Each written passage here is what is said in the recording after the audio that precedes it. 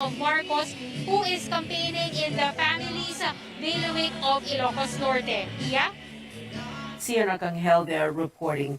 Well, Senator Ping Lacson notes it was the call for Robredo's withdrawal that was not part of the agenda. His running mate, Tito Soto, also belies Pacquiao's claim he was not aware of his rival's statement of non-withdrawal.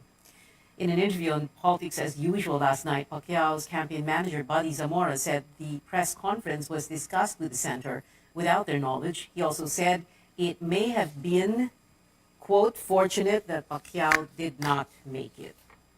We were surprised that there was going to be a press conduct Sunday noon because this was arranged between Senators Lacson and Senator Pacquiao.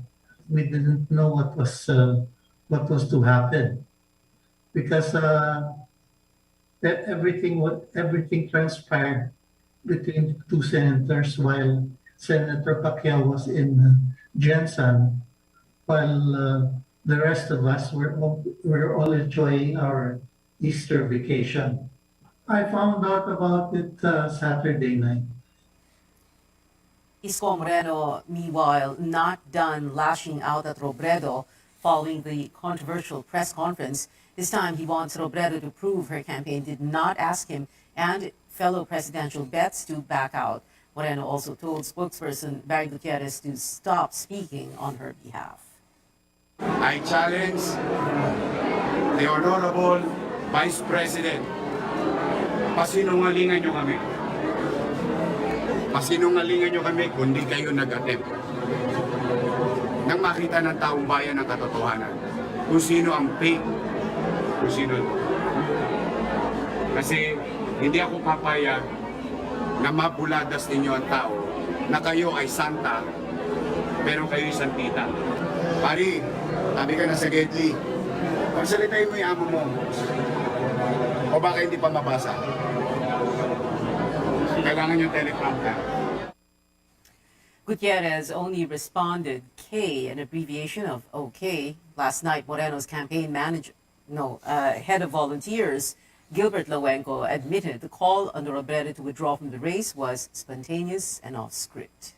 We will not back down from the call because although that was spontaneous at that particular point. Spontaneous meaning off script. Yes, it was spontaneous, but this feeling has always been there with our candidate because it started in October 2020 when the Madam Vice President filed her candidacy. This hashtag withdraw Isko started and so on and so forth. So he kind of felt coming from where where he's been, sabi, bakit ako ang pinapa-withdraw nyo? Ikaw mag-withdraw. But the problem was that he went off script, and therefore you lost control, right?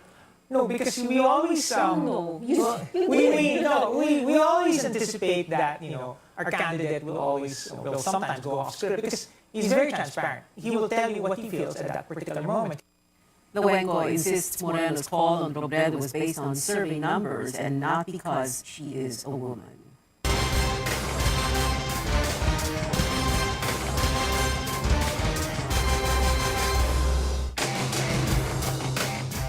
Disaster response officials have stopped search and retrieval operations for victims of Tropical Storm Agaton in the town of Abuyog in Leyte.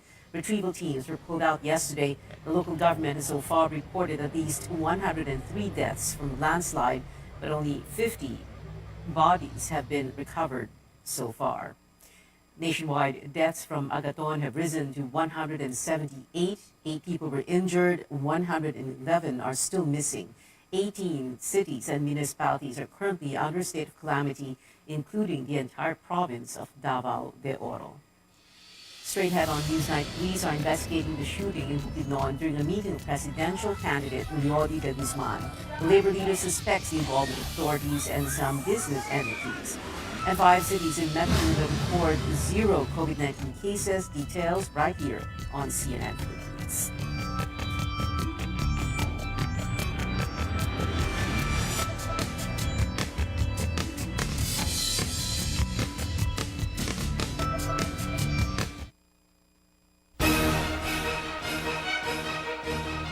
SMC, San Miguel Corporation.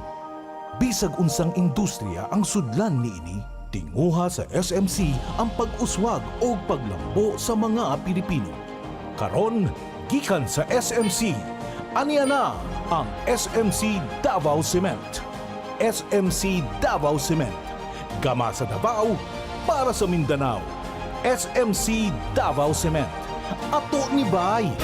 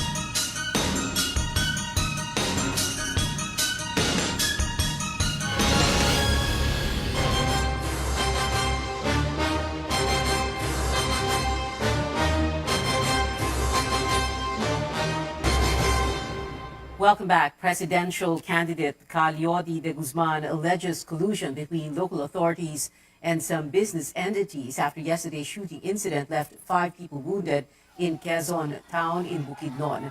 The issue of ancestral domain is seen as a possible reason behind the incident. What is the real score? More from Stanley Gahete.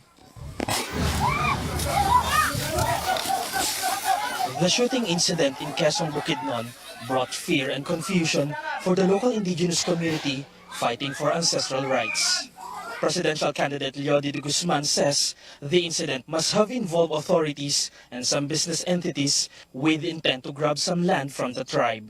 He believes the gunshots meant to intimidate the Manobo tribe. Despite na yung mga Manoboy nakasecure na ng certificate sa DNR, nakasecure na ng certificate sa National Commission of Indigenous People, at meron ng order o notice to vacate nung kumpanya yung lupa. The Commission on Human Rights sees that issues on ancestral domains remain complex amid implementing laws and regulations. Nevertheless, indigenous people have ancestral rights. IP rights are human rights, and ancestral lands are part of their identities, and it properly belongs to them, and CHR fully supports that. The CHR says ancestral lands are protected and there must be consent before utilizing them for projects like mining or real estate development. In the past, we conducted inquiries on IP rights. We have a focal commissioner who looks into IP concerns. Sinasabi dito sa business and human rights, though voluntary, businesses also have the responsibility to respect and protect IP rights. According to DENR Region 10, since there was no IPRA law before, the department issued forest land grazing management agreement to partnered companies to utilize the 900-hectare land of indigenous tribes back in 1968. Under this, their land could be used by the approved lessee for 50 years, meaning The leasing agreement of business owners in Quezon Bukidnon already expired in 2018. Upon expiration of that tenure instrument, ay dapat ay ibigay ito sa indigenous people bilang additional area ng kanilang claim. Ito po ang nakasabi sa dokumento. And yun po yung pinangahawakan ng ID na after mag-expire, dapat ma-claim na nila yung claim. Technically, wala na karapatan yung mga lessee doon ngayon. Opo, mag-expire na. The NCIP provides legal assistance to indigenous people defending their rights. It also conducts regular visits to them to resolve such matter. Meron pong programa ang NCIP providing legal assistance. Tulong-tulong po ang lahat ng ahensya. Hindi lang po NCIP ang dapat na nagpoprotekta at nag-i-endorso. Stanley Gahete, CNN Philippines. On the campaign trail, despite being declared persona non grata in Davao City, Vice Presidential candidate Walden Bello flew there to submit a counter-affidavit against the cyber libel case filed against him by a former information officer of Davao City Mayor Sara Duterte. Bello had alleged that Jeffrey Tubas was involved in the drug trade. Bello insists the case was politically motivated. Bello also visited the Sangguniang Bayan of Davao to ask for a copy of the resolution that declared him persona non grata. He sat at the desk, the chair of the city's vice mayor presidential son, Sebastian Duterte. Vice President Lenny Robredo in Negros Oriental and Siquijor, two provinces she carried in the 2016 VP race. She bared her plans for senior citizens. Lahat na senior citizens makakatanggap ng pensyon at dodoblehin natin yung natatanggap ngayon dahil alam po natin kung gaano kayo nahihirapan. Yung natatanggap na pensyon ngayon, kulang pang pambili ng inyong gamot. Want to know more on where national candidates stand on a number of issues? Capture the last round of the COMELEC Vice Presidential Debates Saturday, April 23rd, and the Presidential Debates Sunday, April 24th.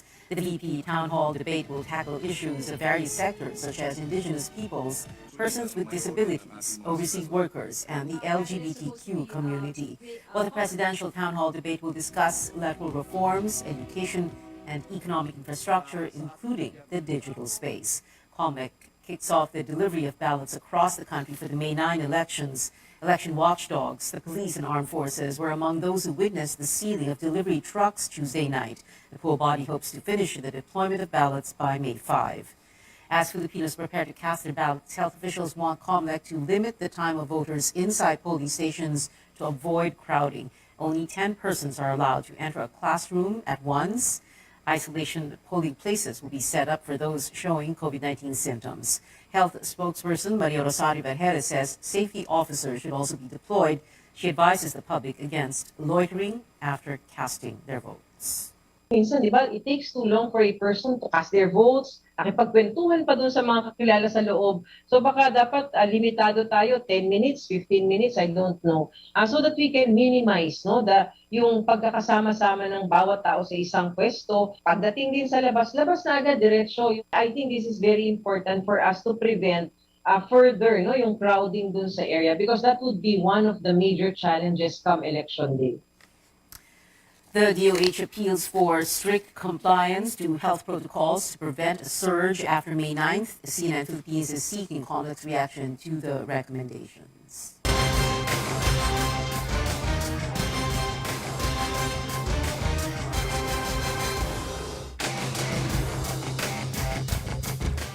No new COVID-19 infections for 5 cities here in Metro Manila on Tuesday. These cities include Malabon, Muntinlupa, Navotas, Pasig, and Valenzuela. Pasay City reported the highest number of additional cases at 24, followed by Taguig with 10 and Manila with 9. Meanwhile, Ocular Research Fellow Guido De David tells CNN Philippines he's seeing a slight uptick in Mindanao areas like South Cotabato and Sultan Kudarat, but the numbers are not yet a cause for concern. Tourism Secretary Bernard Romulo Puyat says the decision to allow more tourists to visit Boracay in Aklan will be left to experts amid mounting calls to increase the island's carrying capacity. Boracay can accommodate up to 19,215 tourists at any given time, but that limit was breached during the Holy Week break. The Tourism Department has called out local officials over the incident, and Puyat says the mayor will be issued a warning. It's not about lobbying. It's about studies. If indeed it can be increased, we will rely on the experts. And it's not about, but I believe even pre-pandemic, we never breached the 19,000. So again, we will listen to the third-party experts. Even tourists don't want to go to a place that's overcrowded. Carrying capacity was based on a study by the University of the Philippines that was commissioned by the environment regulator back when the island was shut down or shut off for rehabilitation on the president's orders. Coming up here on Newsnight, no action tonight from Ginebra and Meralco for the PBA finals after a fire broke out at the Smart Araneta Coliseum. And we give you a look at the new crown that will soon be worn by the next Miss Universe Philippines. Stay with us here on CNN Philippines.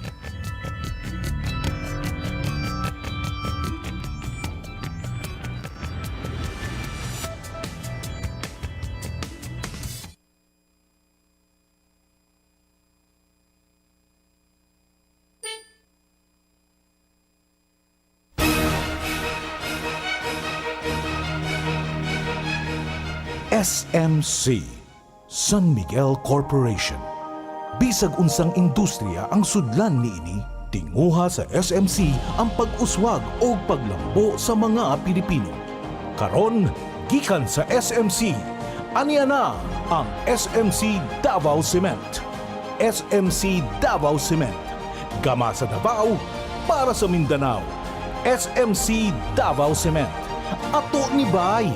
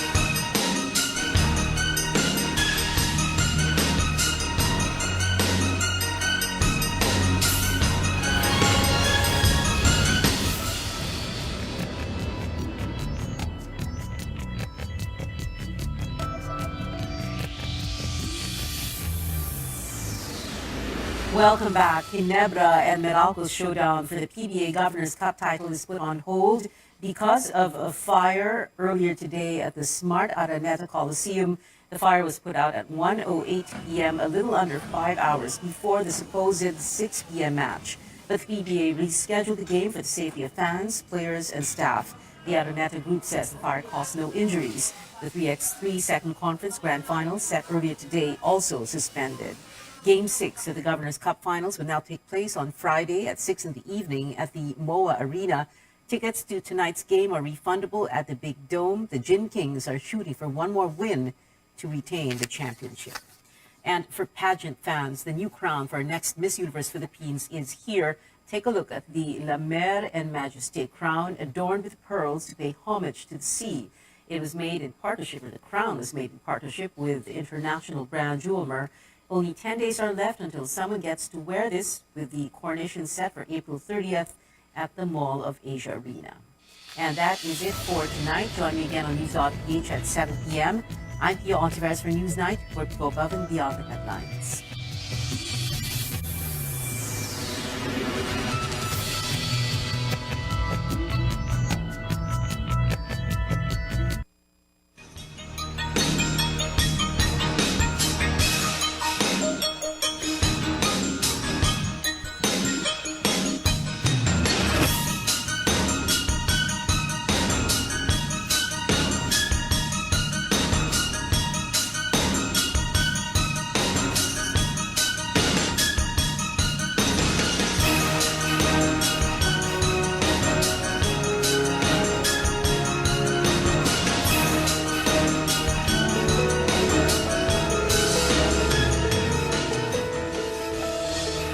Do you find yourself holding on to things because of memories associated with them? Things we own remind us of special moments or people, but eventually stuff piles up, leaving us with a cluttered environment that can cause stress as well as frustration. In this episode, we'll teach you how to declutter your way to a happier, healthier life.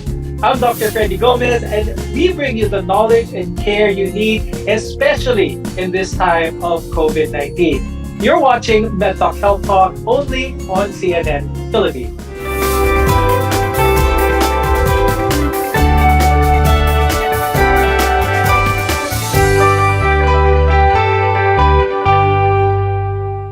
Clutter can make it difficult to get things done and find what you need. Imagine looking for your car keys when you're already late for work. This makes us very frantic, anxious, and stressed, possibly setting a negative tone for the rest of the day. Now, our guest today will talk about this topic, plus much, much more. Let's welcome to the show Alodia Mercado, who is a clinical psychologist from AMAX Psychological Services and research expert for the Department of Health. Also with us is Isa Reyes. She's a professional organizer and managing director of Neat Obsessions. Now, your home, everyone's home, should be your sanctuary. It should be a place for you to unwind as well as relax. But when it's full of clutter, full of stuff, it may become the opposite. Cluttered environments can affect your overall well-being. I'd like to start off the conversation with Ms. Day. Aside from less stress, less anxiety, ano yung mga benefits of a home that has less clutter? Whenever there is clutter, it somehow makes you feel stagnant kasi. But when you let go of the things that you do not need anymore and start piling up and organizing things that you need, it makes you feel better because once you see things in order, it optimizes your environment.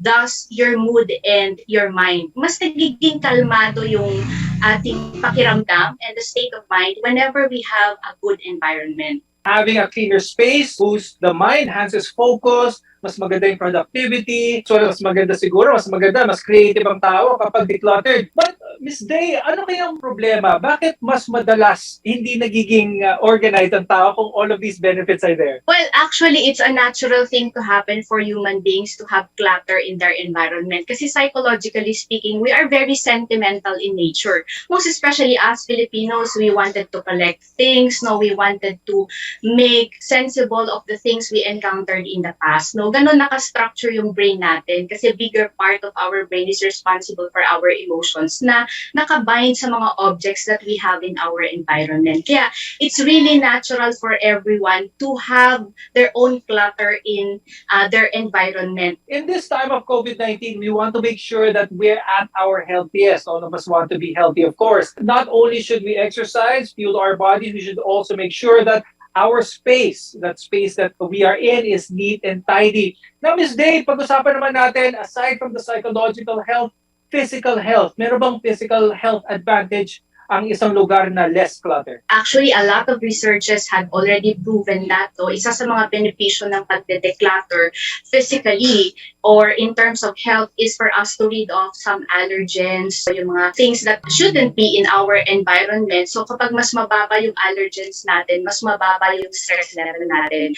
And whenever we declutter, nakakatulong din yan sa pagpapababa ng stress level or cortisol level natin sa katawan. A lot of researchers showed that people tend to experience increase in stress hormones whenever they deal with their disorganized belongings.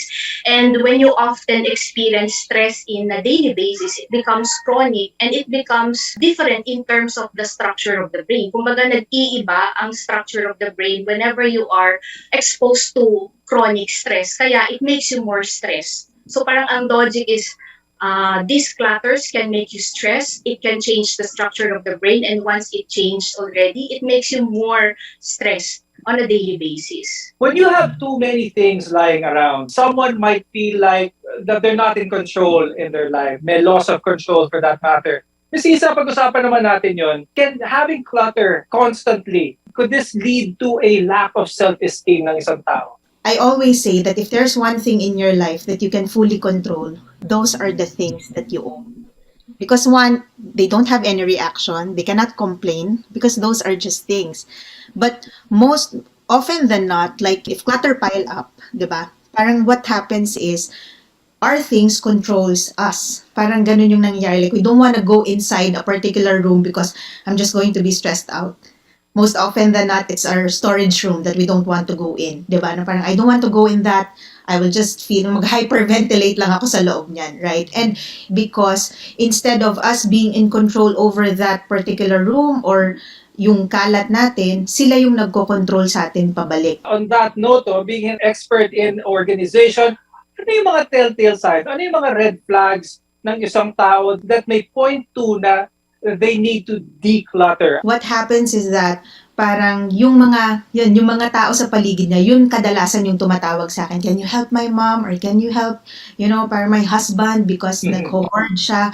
And as a professional, I understand that being a hoarder or if you are a collector, it's an accumulation of, parang it's kind of a habit na nagbi-build up. So it's kind of hard na parang dadating ako doon and then it's just going to be like one event we have to let go of your stuff. So that's why I need to come up with logical reasons why they need to declutter slowly. And one of that logical reasons was mentioned earlier, which is to protect your health and hygiene. Now, when we return, we'll talk about how a cluttered household can be a sign of a hoarding disorder. We're your connection to healthcare. You're watching MedTalk Health Talk.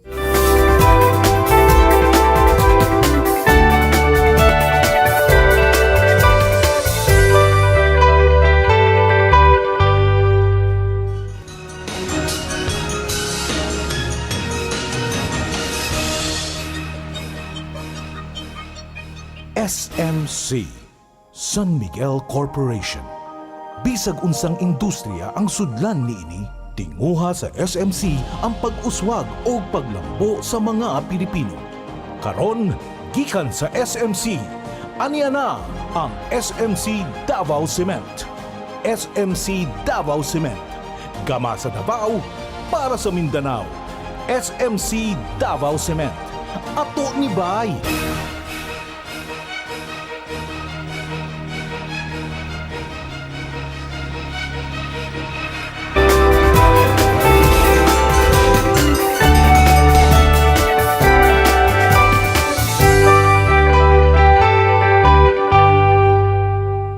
Do you have trouble throwing things away? Are you becoming a hoarder?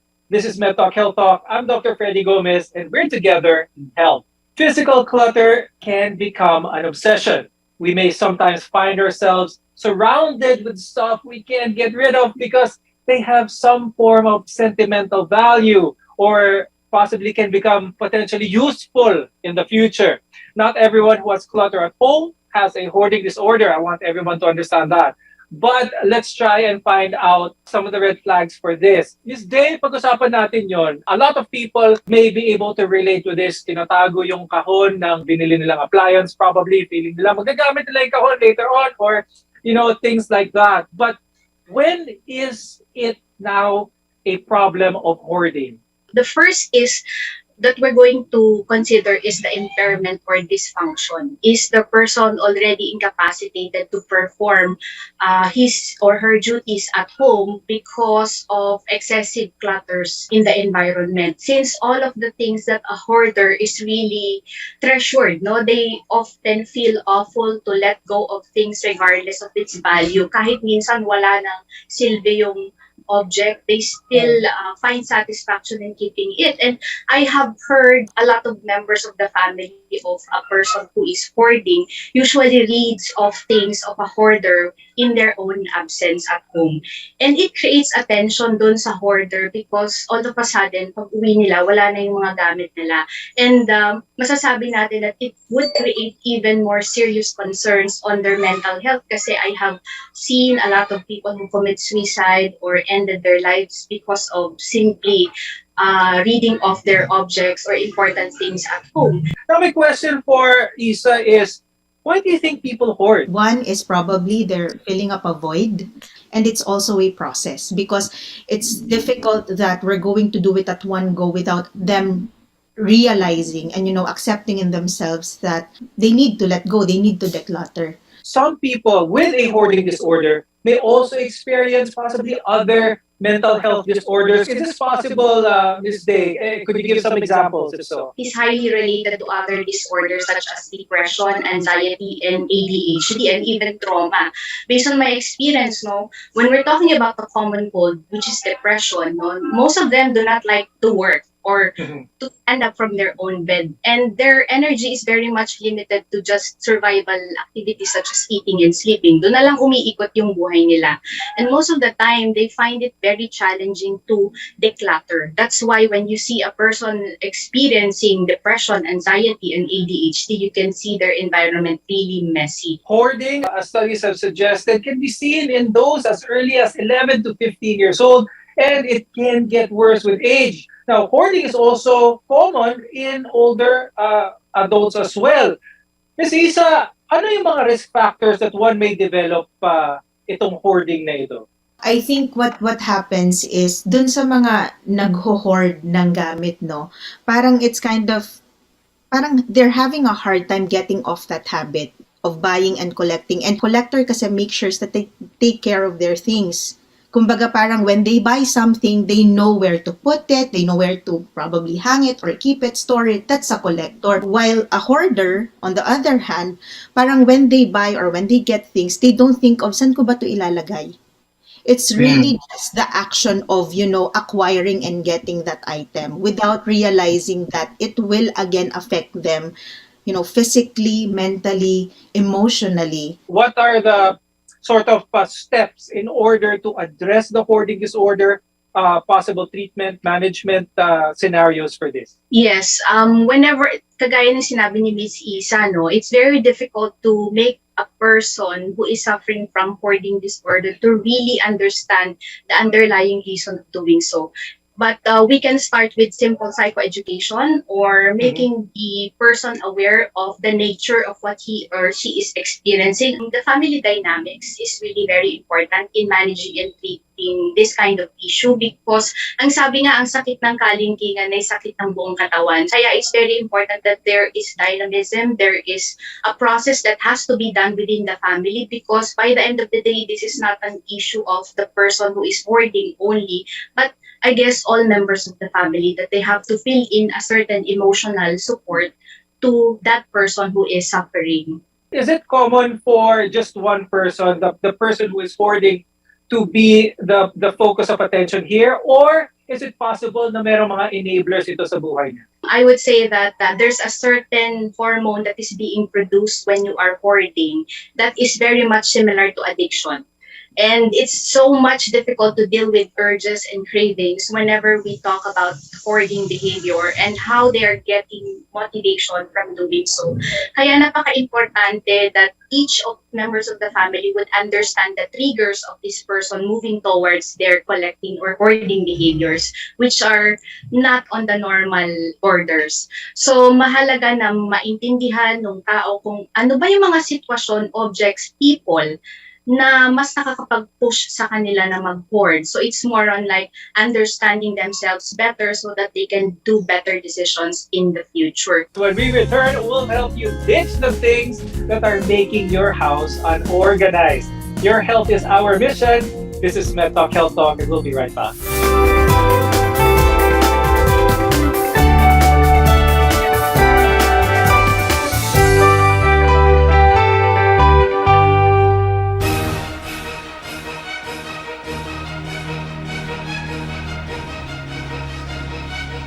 SMC, San Miguel Corporation. Bisag unsang industriya ang sudlan niini, tinguha sa SMC ang pag-uswag o paglambo sa mga Pilipino. Karon, gikan sa SMC, aniya na ang SMC Davao Cement.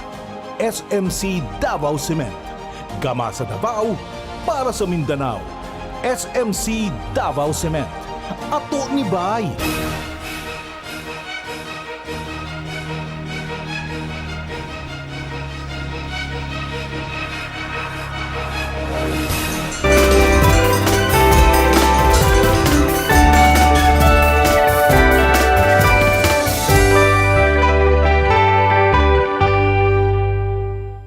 Decluttering doesn't have to be stressful. I'm Dr. Freddy Gomez, and you're watching Med Talk Health Talk on CNN Philippines, where your care comes first. Now, sometimes we may spend hours, days, or even weeks making to-do lists and buying organizational items to help manage our clutter. But what if that doesn't help? Identifying the cause of clutter is definitely a great first step. Ms. Isa, I'll start with you. What are some of the common things that can help someone start their decluttering journey? Okay, number one that you need to do is set an intention first. What is the intention in this particular space? What do I want to feel in this particular space? Like, for example, when you're in your bedroom, what do you want to feel here? Do you want to feel at peace? Is it going to be your sanctuary, your resting place, right? You have to make sure that you know the intention in that space.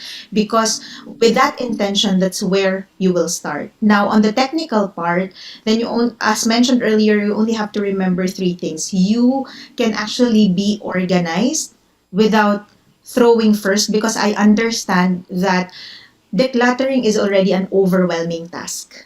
You know, so if an overwhelming feeling plus an overwhelming task, it's not actually a good mix. But one way for you to assist yourself is that you do sorting first, build a category, sort it, put like items together, and once that you have that visual inventory, now that's where you move on to decluttering, which will make it a little bit easier. What's your advice for the viewers on how to let go? Because I think that's an important thing, how to be able to let go. Because especially for a hoarder, that is one of the things that is very difficult for them to do. So what kind of tips, what kind of advice can you give? So it's more on awareness and being mindful of the things that have to be prioritized as of the moment. Like for example, itatabi mo ba yung mga gamit na ginagamit mo pa nung high school? Kasi no matter how important these things to you are, no, hindi naman na siya nagagamit on the present time. You have to let go of it. Same as our psychological baggages, no, we have to be aware of the benefits of decluttering emotionally and psychologically. And it's also part of the process. I do understand it is not a one-time processing that the next day you wake up, you can already let go of the things that you have been collecting or been saving for the longest time, no? Always remember that what comes in must come out. Are there tried and true ways in order for our viewers to start their decluttering journey. There's one method called the KonMari method.